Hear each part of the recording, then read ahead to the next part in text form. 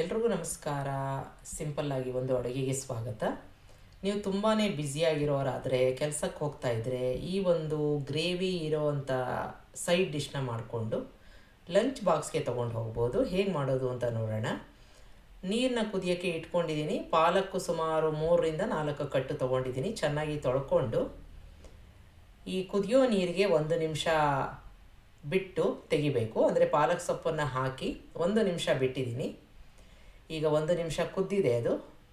ಇದನ್ನು ತೆಕ್ಕೊಂಡು ತಕ್ಷಣ ಒಂದು ತಣ್ಣೀರಿಗೆ ಹಾಕ್ಕೊಂಬಿಡೋಣ.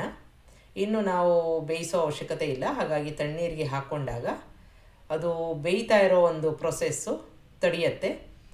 ಈಗ ತಣ್ಣಗಾಗಿದೆ ಅಂತಾದರೆ ಅದನ್ನು ಒಂದು ತೂತ್ ಪಾತ್ರೆಗೆ ಹಾಕ್ಕೊಂಡಿದ್ದೀನಿ. ನೀರೆಲ್ಲ ಸೋರಿಸ್ಕೊಂಬಿಡಬೇಕು. ಐಸ್ ವಾಟರ್ ಇದ್ದರೆ ತುಂಬ ಚೆನ್ನಾಗಿರುತ್ತೆ, ಕಲರು ಅದೇ ಥರ ಬರುತ್ತೆ.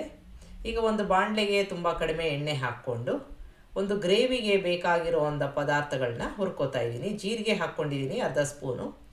1 ಇಂಚಿನಷ್ಟು ದಾಲ್ಚಿನ್ನಿ ಹಾಕ್ಕೊಂಡು ಚೆನ್ನಾಗಿ ಚಟಪಟ ಅಂದಿದೆ ಅಂತಾದರೆ ಇದಕ್ಕೆ 2 ಸಣ್ಣ ಈರುಳ್ಳಿ ಅಥವಾ ಒಂದು ದೊಡ್ಡದಾದರೆ ಸಾಕು. ಶುಂಠಿ ಮತ್ತು ಖಾರಕ್ಕೆ ತಕ್ಕ ಹಾಗೆ ಹಸಿಮೆಣಸಿನ್ಕಾಯಿನ ಹಾಕ್ಕೊಂಡಿದ್ದೀನಿ. ಮೆತ್ತಗಾಗೋ ತನಕ ಚೆನ್ನಾಗಿ ಬಾಡಿಸ್ಕೋಬೇಕು. ಇದ್ರ ಜೊತೆಗೆ 2 ಸಣ್ಣ ಟೊಮೆಟೊ ದಪ್ಪಕ್ಕೆ ಹೆಚ್ಚಿರೋ ಅಂಥದ್ದನ್ನು ಹಾಕ್ಕೊಂಡಿದ್ದೀನಿ. ಅದು ಕೂಡ ಮೆತ್ತಗಾಗಬೇಕು. ಈಗ ಮೆತ್ತಗಾಗಿದೆ ಅಂತಾದರೆ ಒಂದು ಅರ್ಧ ಸ್ಪೂನಷ್ಟು ಅರಿಶಿನ ಹಾಕ್ಕೊಂಡು ಸ್ವಲ್ಪ ಉಪ್ಪನ್ನು ಹಾಕ್ಕೋತಾ ಇದ್ದೀನಿ. ಆಮೇಲೆ ಬೇಕಾದರೆ ನಾವು ರುಚಿಗೆ ತಕ್ಕಂತೆ ಹಾಕ್ಕೊಳ್ಳೋಣ. ಈಗ ಎಲ್ಲವೂ ಮೆತ್ತಗಾಗಿದೆ, ಆರಕ್ಕೆ ಬಿಡೋಣ. ಸಂಪೂರ್ಣವಾಗಿ ಆರಿದೆ ಅಂತಾದರೆ ಮಿಕ್ಸಿ ಜಾರ್ಗೆ ಹಾಕ್ಕೊಂಡು ತುಂಬ ಕಡಿಮೆ ಪ್ರಮಾಣದಲ್ಲಿ ನೀರನ್ನು ಹಾಕ್ಕೊಂಡು ರುಬ್ಕೋಬೇಕು. ಈಗ ಮತ್ತೆ ಅದೇ ಬಾಣಲೆಗೆ ನಾನು ಎಣ್ಣೆ ಹಾಕ್ಕೊಂಡು ಸ್ವಲ್ಪ ಜೀರಿಗೆನ ಹಾಕ್ಕೊಂಡಿದ್ದೀನಿ. ಚೆನ್ನಾಗಿ ಚಟಪಟ ಅಂದಿದೆ. ನಾವು ರುಬ್ಕೊಂಡಿದ್ವಲ್ಲ ಒಂದು ಗ್ರೇವಿಗೆ ಪದಾರ್ಥನ, ಅದನ್ನು ಹಾಕ್ಕೊಂಡು ಒಂದು ಅರ್ಧ ಸ್ಪೂನಷ್ಟು ರೆಡ್ ಚಿಲ್ಲಿ ಪೌಡರು, ಧನಿಯಾ ಪೌಡರು, ಸ್ವಲ್ಪ ಅರಿಶಿನ ಹಾಕ್ಕೋತಾ ಇದ್ದೀನಿ. ನೀವು ಬೇಡದೆ ಹೋದರೆ ಸ್ಕಿಪ್ ಮಾಡ್ಬೋದು. ಎಲ್ಲವನ್ನು ಚೆನ್ನಾಗಿ ಮಿಕ್ಸ್ ಮಾಡಿಕೊಂಡು ಸಣ್ಣ ಊರಿನಲ್ಲಿ ಕುದಿಯೋಕ್ಕೆ ಬಿಡೋಣ. ನಮ್ಮ ಪಾಲಕ್ಕು ಕೂಡ ಆರಿದೆ. ಈಗ ಇದನ್ನು ನಾವು ನುಣ್ಣಿಗೆ ರುಬ್ಕೋಬೇಕು. ಈಗ ಕುದೀತಾ ಇರೋ ಗ್ರೇವಿಗೆ ಈ ಪಾಲಕ್ನ ರುಬ್ಕೊಂಡಿರೋ ಅಂಥದ್ದನ್ನು ಹಾಕ್ಕೋತಾ ಇದ್ದೀನಿ. ಚೆನ್ನಾಗಿ ಮಿಕ್ಸ್ ಮಾಡ್ಕೊಳ್ಳೋಣ. ಎಲ್ಲವೂ ಬೆಂದಿದೆ, ಹೆಚ್ಚು ಕೆಲಸ ಇಲ್ಲ. ಈಗ ಸಣ್ಣ ಊರಿನಲ್ಲಿ ಇದನ್ನು ಕುದಿಯೋಕ್ಕೆ ಬಿಡೋಣ. ನಿಮಗೆ ನೀರಾಗಿ ಬೇಕು ಅಂತಂದರೆ ಸ್ವಲ್ಪ ನೀರನ್ನು ಹಾಕ್ಕೋಬೋದು. ಫ್ರೋಝನ್ ಪೀಸ್ ಅಂತ ಸಿಗತ್ತಲ್ಲ, ಅದನ್ನು ಹಾಕ್ಕೊಂಡಿದ್ದೀನಿ. ಹಸಿ ಬಟಾಣಿ ಆದರೆ ಬೇಯಿಸ್ಕೊಂಡು ಹಾಕ್ಕೋಬೇಕು. 1 ಪ್ಯಾಕೆಟಷ್ಟು ಪನ್ನೀರನ್ನ ತೊಗೊಂಡಿದ್ದೀನಿ. ಅದನ್ನು ಈ ಥರ ತುರ್ಕೋತಾ ಇದ್ದೀನಿ. ಈ ಥರ ತುರ್ಕೊಂಡು ನಮ್ಮ ಗ್ರೇವಿ ಈಗಾಗಲೇ ಕುದೀತಾ ಇದೆ. ಬಟಾಣಿ ಕೂಡ ಚೆನ್ನಾಗಿ ಬೆಂದಿರುತ್ತೆ. ಇದಕ್ಕೆ ಒಂದು 1/4 ಕಪ್ನಷ್ಟು ಕಾಯಿ ಹಾಲನ್ನು ಹಾಕ್ಕೋತಾ ಇದ್ದೀನಿ. ಗರಂ ಮಸಾಲ, ಕಸೂರಿ ಮೇಥಿ, ರುಚಿಗೆ ತಕ್ಕಷ್ಟು ಉಪ್ಪನ್ನು ಹಾಕ್ಕೋತಾ ಇದ್ದೀನಿ. ಎಲ್ಲವನ್ನು ಚೆನ್ನಾಗಿ ಮಿಕ್ಸ್ ಮಾಡ್ಕೊಂಬಿಡೋಣ.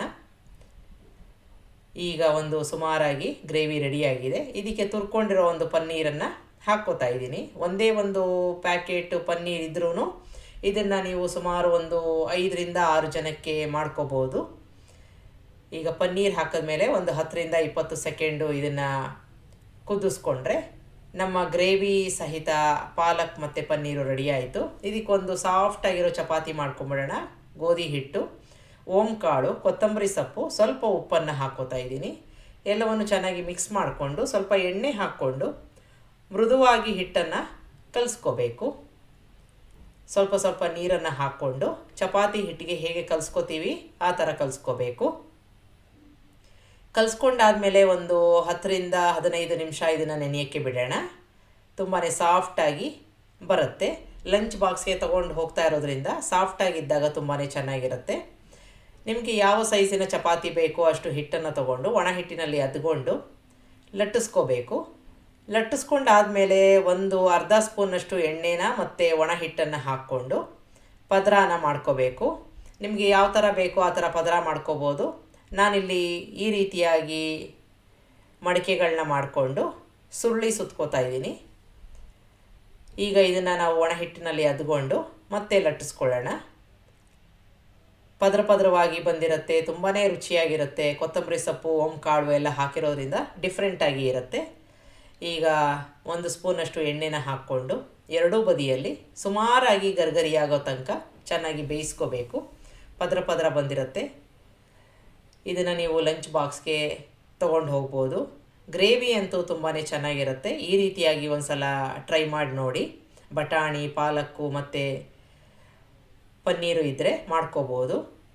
ಅದ್ರ ಮೇಲೆ ಸ್ವಲ್ಪ ನಿಂಬೆ ಹಣ್ಣಿನ ರಸನ ಹಾಕ್ಕೊಂಡಾಗ್ಲಂತೂ ರುಚಿ ಇನ್ನೂ ತುಂಬ ಚೆನ್ನಾಗಿರುತ್ತೆ. ನೋಡಿ, ಪದರವಾಗಿ ಬಂದಿರೋ ಒಂದು ಚಪಾತಿ, ಅಷ್ಟೇ ರುಚಿಯಾಗಿರೋ ಅಂಥ ಪಾಲಕ್ಕು ಮತ್ತು ಪನ್ನೀರು ಬಟಾಣಿ ಸೇರಿರೋ ಅಂಥ ಒಂದು ಗ್ರೇವಿ. ನಿಮಗೆ ರೆಸಿಪಿ ಇಷ್ಟ ಆದಲ್ಲಿ ಲೈಕ್ ಮಾಡಿ, ಶೇರ್ ಮಾಡಿ, ಕಮೆಂಟ್ ಮಾಡಿ, ನನ್ನ ಚಾನಲ್ಗೆ ಸಬ್ಸ್ಕ್ರೈಬ್ ಮಾಡಿ. ನಮಸ್ಕಾರ.